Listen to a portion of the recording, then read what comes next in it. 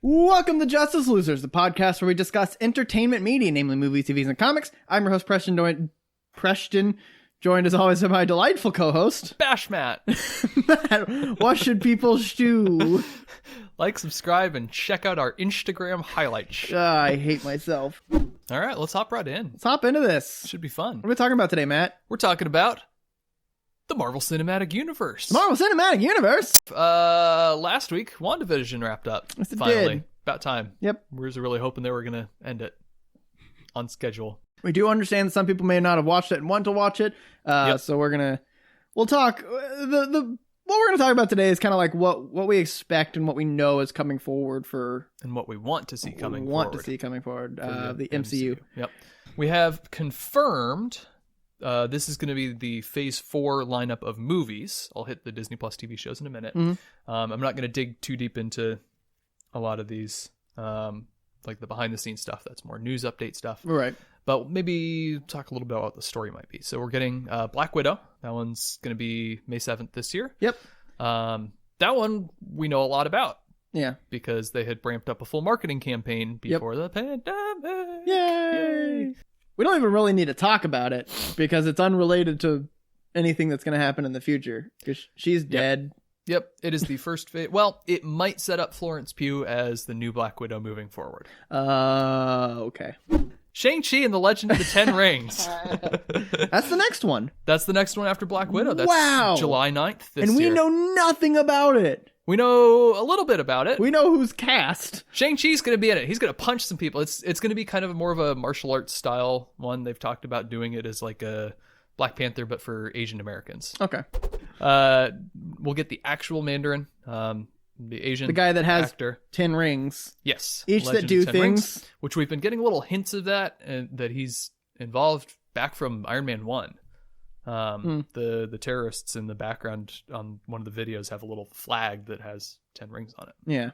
Yeah, so that's going to happen. It's going to be a little more martial arts focused. There will probably be some magic and mysticism, but kind of lower level stuff than the big reality altering things that we might see in like a Doctor Strange or stuff like that. Next one after that is going to be Eternals, not The Eternals, just Eternals. The V went to the Suicide Squad. Yes, they sold it to DC for $45 million with an option on a sequel.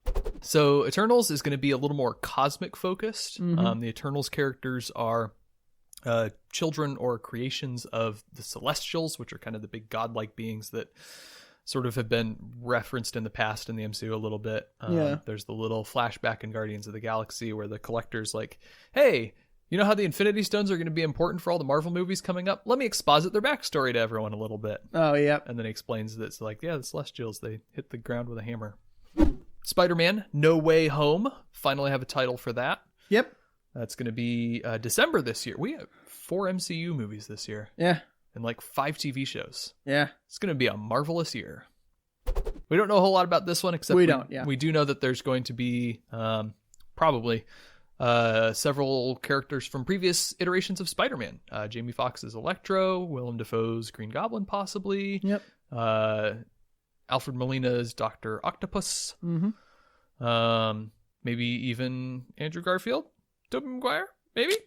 Then next year we got Doctor Strange in the Multiverse of Madness. Yep. Which is going to feature Doctor Strange, and also Scarlet Witch is going to be in it. Yes. Quite a bit.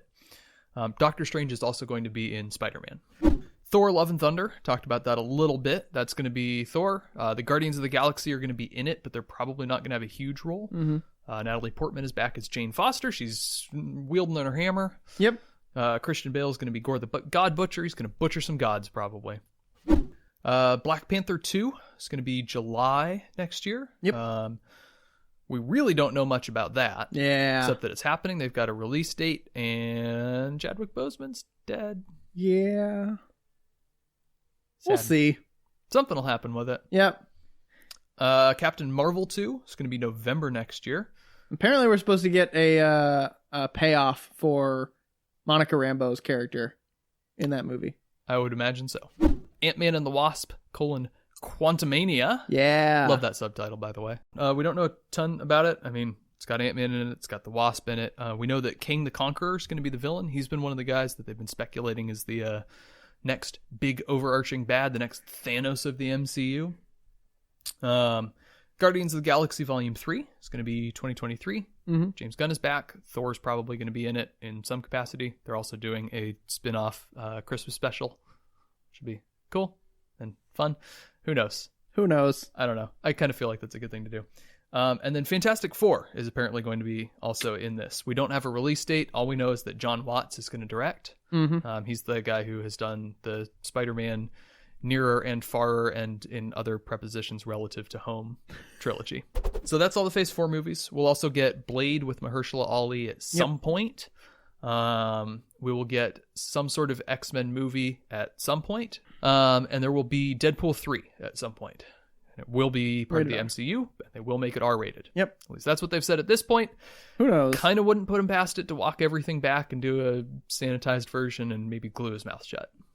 Then there's also all these Disney Plus shows. So WandaVision just wrapped up. Yep. Falcon and the Winter Soldier starts next week. This coming Friday is the first episode. We'll get 6 episodes of that. And then there will be a break after that. And then we get Loki starting in June. 6 episodes of that. Mm-hmm. We have trailers for both of those. Don't know a ton about what happens, but it'll be fun. We get the little What If animated spinoff. That's probably not really relevant to the broader MCU. It'll be cool. It'll be fun. Ms. Marvel will probably be a little more relevant to the actual MCU. She's gonna appear. Iman Vellani is the actress. She's gonna play Ms. Marvel. She's gonna appear in Captain Marvel 2, which will be cool. Hawkeye's probably gonna train his replacement. Yes, that's also 2021. And then next year we're getting Moon Knight and She-Hulk. And at some point, I'm guessing probably next year, we'll get Secret Invasion, Ironheart, Armor Wars, and some sort of Wakanda series. That's so much stuff. It's a lot of stuff. We're averaging 4 movies a year or more over the next couple of years, and like 5 TV shows a year. So are you worried about oversaturation?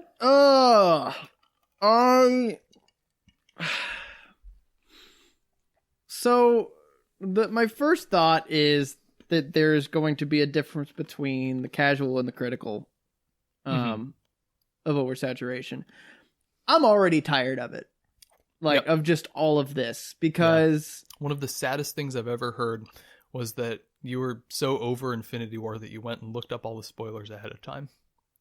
No, I personally, I'm over it. Like I have a budget for entertainment, and I don't like that 50% of it is based on Marvel movies and stuff, because like the thing is, I love doing this podcast and I want to do my like due diligence of watching the movies that people are watching.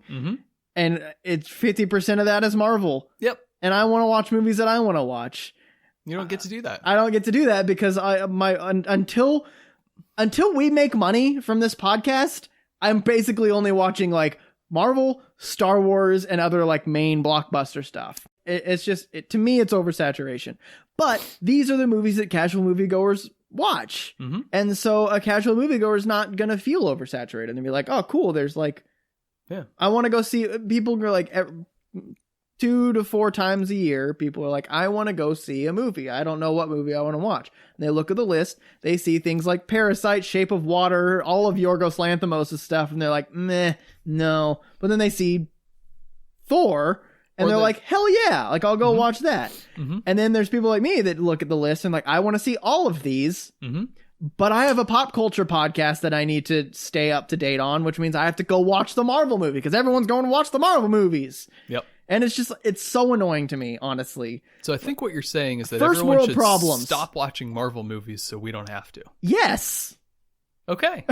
Problem solved. I would love that. I would love for the casual moviegoer to appreciate harder to appreciate movies. I'm not saying they need to appreciate better movies, because the Marvel movies are not bad. No. They are quality movies, and I will never say that there are bad ones. Dark World is horrible. But like, there are movies, Yorgos Lanthimos is really tough to enjoy. But I do. And if you can enjoy these, like The Hunt is an emotionally just harrowing movie to watch. Yeah. And it pushes people away from it. Like, and I wish people were a bit more receptive to those. Mm-hmm. But that's just the way it is. It's casual versus critical. Yeah. People go to movies for different reasons. We've talked about this all the time. Yeah. And Marvel, Disney epitomizes going to a movie to just casually enjoy, be able to like, and not even really necessarily shut your brain off, because there is some thought. There's thought that goes into it. I'm not saying you're dumb if you just enjoy these movies, but you're going there to be entertained, not to be challenged. Exactly. And there's nothing wrong with that. It's tough for me specifically. This is a very personal feeling I have of this. That it's drowning the Oscar movies. So Preston really hates Marvel. I don't hate Marvel. That's the thing. They make good movies. And that's what I was saying with WandaVision. Yeah. WandaVision's a good show. Yeah. I hated that it was such a good show. I wanted it to be bad. Like, it's so weird for me to want them to make bad movies so that people stop going to them. I kind of liked that Star Wars was so divisive, because people now think that Star Wars movies are bad. So that there's a chunk of people who have left the Marvel fan base and can now watch other movies. Unfortunately, they're going to Marvel. Stop that. Yeah. So to answer your question, I am concerned about oversaturation. Okay. But the problem is I'm concerned about oversaturation and quality. Because there's another thing that's oversaturation. It's just like all of them are adequate movies that is just kind of annoying.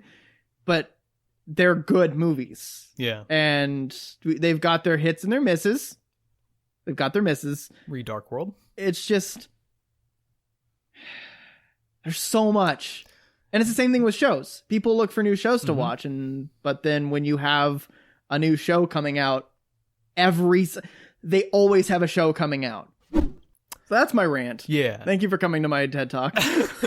Boy, that one question really wound you up. It did. And that's a discussion I've been wanting to like put on the podcast, but I haven't really had an opportunity to. No, I'm sympathetic. I worry about oversaturation, not for casual moviegoers, because at this rate, they're going to continue to put out a quality product for the next 5 years. And you put out for a year, like they're so the general idea is that casual moviegoers watch 2 movies a year, beginning of summer and during Christmas. Yep.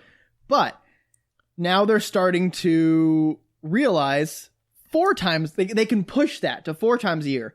Around March, spring break. Your friends are going, you and your friends are getting together. You get your college people, your kids are off school. Yep. Spring break. Beginning of summer, you just left. End of summer, you're about to go back into school. Christmas, you're with your family. 4 times a year. And that's why you see those times of the year that you see Marvel movies get released. Yep. Is because that's when Disney can push that, and they know that. And they know that people will go see these movies because they've solidified that they make good movies in the public persona. Yeah. Persona? Perception. Thank you. Yeah, you know. I don't. I really don't. I don't know. Yeah.